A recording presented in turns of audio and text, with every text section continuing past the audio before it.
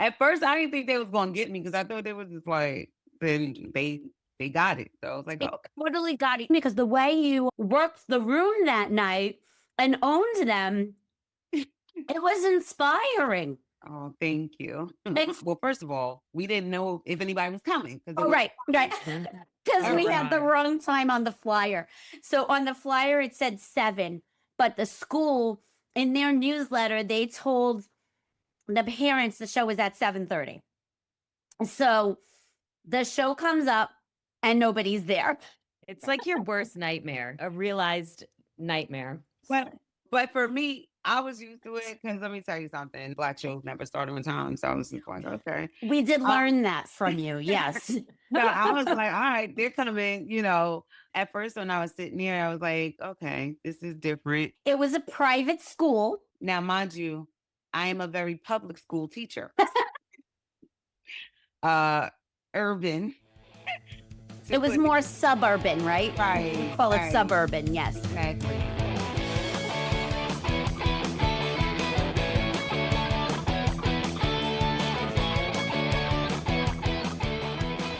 I'm Holly Rizzuto-Palker, the producer of the Mom-Coms.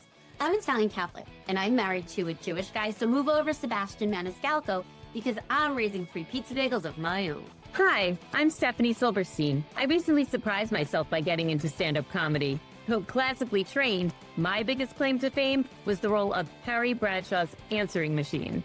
Hi, I'm Liz Alterman. When I'm not responding to what's for dinner, I enjoy reading, baking, and failed attempts at gardening.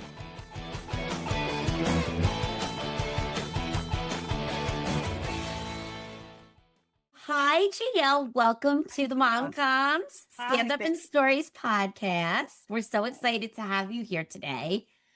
Excited to be here. Thank you. You're welcome. Thank you. GL is a comedian, actress, host, and producer. She is headlined at the legendary Apollo Theater, the Stress Factory, Lounge Boise, and more. GL is the creator and star of the Class Dismissed Teacher Comedy Tour. She's not just telling jokes, she's telling the truth, and she's doing it with style. Welcome to the Mom-Coms. Thank you. Let's watch the clip you brought us. I was 38 and 40 when I had my kids. And one day the doctor, she walked out the room and I looked at my chart. Do you know she labeled me obese geriatric? I was offended. So when she came back, I was like, excuse me, Dr. Patel, why would you label me obese geriatric? She was like, what? You are old and you are fat. I was like, true, but you ain't have to write that down. You're relatable. You talk about things that we can all relate to, GL. Exactly. Like the clip that you sent in, right? It has me cracking up. The obese geriatric. I mean, come on. It's like, it's authentic. It's your authentic. It's nobody else is telling the story, that it's your story and it's the way you deliver it. And so I love that. You know, in watching your clip again, right, I was thinking about labels, women and labels. I want to hear what your take is on that because that whole bit is about a label. It was my first time doing that joke that night. I promise you. I don't even know what made me do that. As like an older mom, I have people coming up to me all the time and shows like, I was such and such when I had my children. So there's a whole lot of women out there. And now I'm sitting here thinking, because I feel like my 10-year-old is about to get her menstrual cycle, because like her attitude is about to get her jacked up. And then I feel like I'm about to go into menopause. So it's like menstruals and menopause don't even go together. You ladies are younger than me. So No, I'm older than you. We're all older than we're you. all older Oh my God, GL, you're our favorite person. Yeah. You guys are older than me. I'm way older than you. I'm 50. How old are y'all children? I have a 20-year-old. I have a 24-year-old. Wow. And 10 through 17. GL, if you're looking to get booked on more shows, you're already Yeah. good. I have my bonus son who's 20, and he Oh, okay. 6'7", 6'7", 6'8". I don't know. And he's Oh, you just said 6'7". We should have like balloons come down, you know, and get slimed. With labels. From a medical point of view, we defy the odds because you're more at risk when you're older and you're reproducing and blah blah blah. So the mere fact that I have two beautiful, healthy girls that I have, I'm really grateful. And and then I'm like, what do you consider obese? Okay, because the whole world is obese at this I point. mean, everybody's on very Ozempic. easy to slip into. Even when I weighed 110 pounds in college and high school, I was still considered obese for my frame because I'm 5 feet tall. I've always been obese. I've been obese since the moment I came out of the womb. Me too. I've always struggled with weight. I used to do this joke called 1 pound at a time. And everywhere I went, people used to be like, you have to do 1 pound at a time. Because when I first came out, I was like 300 pounds. I was like 295 or something. Yeah. And I'm 5'4". So, so I have lost a significant amount of weight. Wow. But, and then What's your secret? Oh my God. I feel like I laid on a table and got surgery. oh, okay. Whatever. Whatever works, baby. Yeah. After my second child, my sister is an OR nurse. And I got a tummy tuck. Did you have a C-section and then they gave you the tummy tuck? No, not right now. No, okay, good. I had 2 C-sections. That's like an urban legend because I asked for that. My twins, and I was like, I asked the question, and they're like, and they were like, no, that's not a real thing. You have to do it. So. Yeah. I was like, what? I wish. No, so my daughter was 2 when I got a tummy tuck. Best decision. And I will say this: the recovery of a tummy tuck is worse than the recovery from a C-section. I would take. Wow. I believe that. And that was no joke, the C-section. No joke. No. So, Wow. Listen, I'm not ashamed.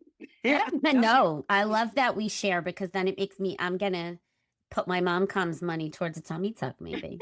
But we're working towards, baby. I think they have changed geriatric to advanced maternal. So why can't they call it like connotation advanced? But I don't think they've worked on the obese part. No. They need that PR firm to like come in there and work on that second half of the phrase. Right. And they don't care about your feelings. They just say it. The way you portray the doctor when she talks about, she goes, well, fat and you were old. Like, they're so matter of fact. That's what makes it so funny. Right. Okay. And I was like, and then what do you say? Okay, but you ain't had to write it down. My friend and I'm not mentioning any names, but we have a doctor in common and we call him the fat shamer because every time we go, he wants to know what you're doing for exercise and if you're watching what you eat. And it's, shut up, man. I don't need a fat shamer. I fat shame myself enough.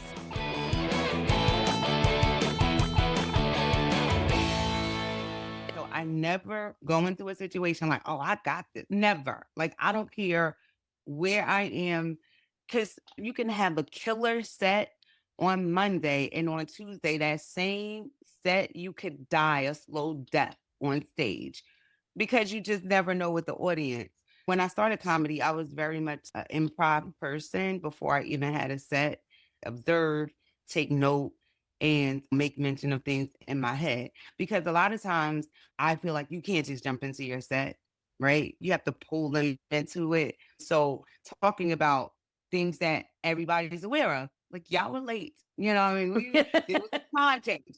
So just addressing those kind of things, it gets them open. Now they're ready. It's like the appetizer before the main course. GL, I was just curious too. I love that you're approaching it like you're totally open-minded, not taking anything for granted. As you watch the audience's reaction to other comics, are you like, okay, I'm changing my set in my head? Are you making those adjustments as you go too, in addition to seeing what works and what doesn't? Yeah, definitely. It's so funny because a lot of comedians hate going first. I like going first because I'm nervous until I'm done. And then, like, especially if there's food involved, then I could like eat after it. I like fully eat before because I'm a nervous wreck. But in that case, I was able to see what they were responding to. Becky, she's making bets with me. She was like, if they don't laugh at you, I will give you my whole pay from tonight. I'm gonna give you all of my money. And I was like, Becky, she was like, no, like you're gonna do well. And I'm like, all right, okay, well, if I bomb, I'm getting extra money. It's a win-win, right? You know? I followed you that night, okay? And I usually go earlier in the show, but you were a hot commodity. Well, she had another show to get to. So I had to follow you, and I almost forgot I had to go after you because I was just enjoying your set. I was cracking up. And then it occurred to me like, oh no, I have to go now. And it's like, I tried to approach it like, oh, she warmed them up. Like they're kind of like primed to laugh, right? Right. That was not my experience. Oh no. I loved you. No, it was fine, but they were definitely a little more reserved. GL, half of our time with Stephanie is talking her off the ledge because her level of imposter syndrome is through the roof. So we always have to be like, Stephanie, come back. I've heard people say, if you're not nervous, that's almost like you don't care. That nervousness gives you the energy to almost propel you like a rush of adrenaline. Is that true? I am always super nervous because you feel like you got this. And that's when stuff comes and bites you in your behind. But back to Stephanie, I want to say this. Honestly, there are some comedians I am absolutely the same way. It's like, you want me to follow what? I've been doing comedy for 20 years. And honestly, it was not until last year, and this is honest to God, where I have gotten to the point in my confidence. I am who I am. I'm not who that person was. I'm not who's the person behind me. I have what I have. I had a good friend, unfortunately, he passed away. But he used to always say to me, GL, you're the only person who don't know how funny you are. He was like, in the day you realize how funny you are and you stop doubting yourself, you're going to be a beast and you're going to be unstoppable. He was like, because when you go on stage, you're likable and people want to hear what you're talking about, no matter what. And your job is to erase what just happened before you. It took me 19 years to figure that out. So now, am I still nervous? Hell, can I say it? Yeah. Hell yeah, I'm definitely nervous, but at the same time, there has to be like a confidence that wakes up and like, you know what? I don't care what she just did. Now it's time for me to tell my story. The audience, they'll adjust to you. It's one big mom comedy community Exactly. and nothing else matters. And I really did love when you went up and you just owned it. It was the best night. I'm so excited for you to headline in October because you're going to bring the house down. Can I put a request now to not go after GL? As the producer of the show, I always go first because I am the shittiest. And say that. And I will never give up the spot as first in the show. The fact that you were clean, like I love that because sometimes when I see a comedian and they keep using the F word, it just becomes a distraction. I went to a show and the friend I was with, he's got a hearing problem. So he was like, what did they say? And I'm like, I'm not repeating that. I wouldn't repeat that to my husband. I'm not repeating that to you. But I was wondering, is that because of your public school teacher side? I feel like I could just do it different. I did grow up in church, but that didn't matter because my parents, they cursed. You know, if she was still here, she would cuss you out today and go to church and be like, praise the Lord. I just wanted to just do it a different way. And it worked out for me. My comedy is more storytelling. So I feel like the content is strong enough to carry the joke. And it's so funny because my life just kind of writes my material for me. Yeah. Before this, I always wrote from a perspective of being this single woman whose parents were on me about when you get married. My whole set was about being single. And then all of a sudden, I bought a house, got married, had children, got 2 dogs, a stepson. Like my life was like, whoa. And so then I couldn't do the joke. Minivan? Did you get the minivan and the Costco? I did. I did get a minivan. Man, I got minivan traded. and the That's Costco it. membership. You gotta embrace it, you know. No, Yeah. I did it for like a year, and I was like, no, I can't do it. I had a Chrysler. What is it? Pacifica. Oh I- yeah, the Pacifica. Yeah. I had the Honda Odyssey and couldn't drive the damn thing in the snow. I got the Sienna because it had 4-wheel drive, and I still drive it. You know, Now, I was Right. sad the day that thing went because I loved that you could play the DVDs. Well, now probably they don't have DVD players anymore, but Right. you could play the DVDs. I could talk to the kids on the speaker, open the door. I was sad when I had to give that up. But my husband, he was like, I'm not going in that anymore. Like, we're done. I have the Yeah. Honda Odyssey, and I joke I'm driving that until my kids take my keys away. I love it.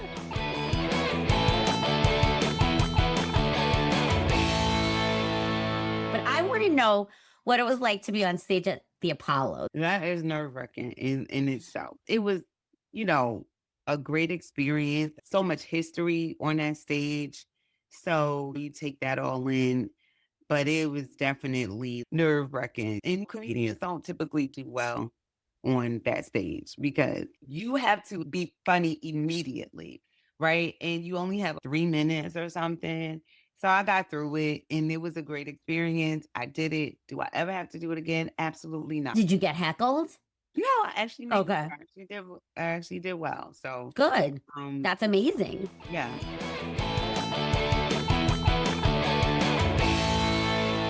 So do you take inspiration from your students? Do you have to be careful about making jokes? How does that work for you? Right. So as a teacher, absolutely. My students write jokes for me unbeknownst to them all the time. And you must be, side note, the most fun teacher anyone has ever had in their life. Wish I could go back and have you, but Yes and no. I'm a teacher and I still like structure. I like things in order. I like manners. I'm really, really big on that. A lot of times my kids don't even realize that I'm a comedian. This year, one of the teachers came in my room and said it in front of them. So then they all went home and YouTubed me and they were like, I saw what you said. You're supposed to sit them in cooperative learning groups, but by the end of the year, everybody has worked on everybody's nerves. So like I did a whole video about how I just switched my room around. I named my groups after colleges. I had Rutgers University, Montclair State, Seton Hall. So like that's how I called them. Rutgers, go get water. By the end, I was like, everybody is a community college. Because I was sick of them. They were sick of each other. And this is what happens every year. So I did a video about it. And so one of my kids came in. She was like, so you told everybody that we don't go to college anymore? I was like, first of all, stay off my page. As long as I'm not doing anything to jeopardize the integrity of my job or my students. And then my daughters, they follow. And like now my daughter's like, Mom, my friend said that they're on your TikTok. And I was like, I didn't realize I had a TikTok. Sometimes I use TikTok, just put videos together because that's the only method I know. Right. And apparently it goes on TikTok and now it's like people follow it. I'm like, oh, okay. Yeah. well, Stephanie, your son commented on our Staten Island. Really? Yeah, she doesn't even know. No. So, our promo, he's like, I have goosebumps. What? Oh my God. I was like, did we embarrass you? He said, he's like, what am I in your act at all? I said, just the one joke that's actually makes fun of me and you come off really well. I have 4 kids and only one of them really gets thrown under the bus all the time because I'm a dance mom. That is a gold mine. And I'm a teacher. It's good material. You know? It is. It's the gift that keeps on giving. Now my daughter who's 10, now I have to be a little bit more careful with her. There's certain jokes that I can't do while she's there. When I talk about the Tooth Fairy, the Elf on the Shelf, because she still believes in these things. So when they're in the audience, I don't do those jokes. The cheer mom, she hates that joke. Like she got so mad at me. I know. I just was at a competition. My recent story is that it's first place, but out of nobody, right? And we won first place. And it's like, who are you against? It's like out of 1, you know? So this competition, she was missing camp. So I like looked at the schedule and I was looking, I'm like, okay, they're up against 8 other teams. So to move to finals, they have to beat like 8 other. There's no way that's happening. Okay. Right. They're good. They're great. I love them. But this dance was not going number one. So we left to go back to camp. And my friend told me the results. And then she's like, they got last place. I'm like, well, 8th place. And then she's like, no, 12th. And I'm like, we were so bad. They're like, you should have been 8th place, but we felt we couldn't give you 8th place. You were 12th. I was dying. I was like, wait, what? And I'm cracking up. And my daughter's like, what's so funny? You have to write this down and talk about that. It's so funny. That is hilarious. Because you have to set it up so that the audience gets it too. The setup is so important. So you have to say, like, the fact that there was 8 teams. Right. Yeah. I had it in my head. 8th place, last place. Yeah, you mean it's so bad they just put 4 other teams. Yeah, like we couldn't justify it. We're gonna skip 9 through 11. Yeah. Wait, GL, give us tips on setup. I want them. One setups. They can't be long, right? Yeah. So a short setup. It has to be quick. Like, it's all about the timing of the setup. It has to be time, and it depends on how long you have, right? I will tell anybody this: 5 minutes is far harder to do than 30 minutes, because when you have such a short amount of time, you have to have a beginning, middle, end. Boom. They call it a tight 5, It not has an to be tight. obese 30. You know? Right. So when you have 30 minutes, you have time to like stretch your legs. Thanks, Holly. She's laughing at my, I like that one, Steph. When I do the cheer mom joke, I tell them, first of all, you have to paint the picture. There's 195 teams. You've seen practices. Your child team's terrible. Why are we even here? You know what I mean? Because these are the things that are important. Like, why are we here? But here we are. Now, here we go. We do it. We're trash. Next team. trash. Next team kills it. You know what I mean? Award time. You know you're not placing. And here's the thing. Your kids actually think they have a chance. Yeah. Oh. Like, for my they're in like prayer circles holding hands. And I'm like, write that in there. Put that down, Stephanie. Write that. They're in prayer circle because they actually they believe it. They believe in themselves. Like, It's like illusion. Santa Claus, the Tooth Fairy, and winning the dance competition. I know. Like, is it our fault for creating this? I know. I know. It does go back to the mom. It does. It is our fault somehow. We tell them they can be whatever they want to be. Yeah. Not me. When my kids apply to college, I'm like, you're not going to get in there. So stop getting excited. To the point where my husband was like, you got to give them some. I'm like, no hope. It's ridiculous. This way, if they do get in, they're going to be shocked and happy. True. I'm like, you're not getting in there. Buying, right? I like totally, my daughter's like, I'm not going to get in anywhere. I'm like, damn straight, you're just not. You stop. You've heard of gentle parenting. We got to come up with a word for whatever this is. Dream crushing parenting. Dream crushing. Reality parenting. Full hard knocks parenting. Like, you don't get a trophy for everything. Exactly. And it was a true story for me. Like, they did do hip hop, but like you said, it was like one other team. It was just 2 teams, and they came in second place, and they thought they won the lottery. And I'm like, really? They probably know in the back of their heads. Oh, my daughter, she don't. She was like, I got second place. Yeah. Don't play me. They'll take that silver medal all the way to, That's so sad. Yeah. When I was in high school, I had joined the swim team, and I am not a natural athlete. Just walking is like enough. That's all I could do. So I'm on the swim team, and I was doing the breaststroke leg of the medley relay. I come in dead last, and as if that's not bad enough, bringing down my whole team, the ref comes up to me and he's like, we're going to have to disqualify you. Your head was not making the appropriate wave. And I'm like, sir, I just lost. I'm coming in dead last. Like, disqualifying me is just like, kick me when I'm down, sir. So, horrible. That is horrible. That was the 80s when we That was the 80s. GL, if you were to give up all your jokes tomorrow and you could only keep one joke, what would it be? Wow. That is I know. so. I think if I had to give up all jokes and only stick with one, it would probably be my Peter joke, the kid that catches the pigeon. I was just I gonna love say the that. pigeon. Oh my God, god, the pigeon it's story. so good. I When was you go gonna like bring this. that up. Oh, Yes, can you believe me yes, that I was yes. I was still cracking up about that. Oh my god. so It would funny. probably You, be you that joke. cannot that story. Yeah. That is mine too. That's my That was favorite. Oh my Why? god. Like, how did you even come up with that? This joke is so old. How did I even come up with that? What day? I think I was like playing around. I was doing something with my friends and I was like doing like that. And I was like, I look like I got a bird in my shirt or something like that.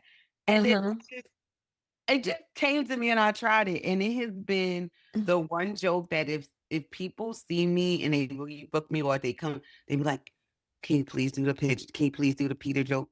Please do the Peter. I'm like, oh, I have tried to retire that joke. In terms of the setup and the payoff, the way that story was structured and scaffolded, it's so brilliant. Let Yeah. me ask Never you a get rid of it. question, GL.